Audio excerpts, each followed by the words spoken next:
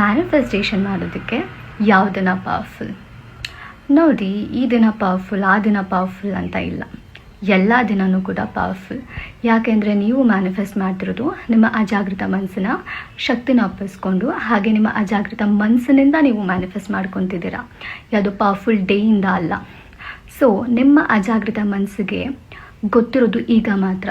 ಅದಕ್ಕೆ day, timings ಅದು ಯಾವುದು ಕೂಡ ಗೊತ್ತಿಲ್ಲ. ಅದಕ್ಕೆ ಗೊತ್ತಿರೋದು ಈಗ ಮಾತ್ರ. ಸೊ ಅದಕ್ಕೆ ಈಗ ಪವರ್ಫುಲ್. ಸೊ ಈಗ ನೀವೇನೇ ಪರ್ಸಿಸ್ ಮಾಡಿದ್ರೂ ಅದು ನಿಜ ಆಗುತ್ತೆ. ಅರ್ಥ ಆಯ್ತಾ?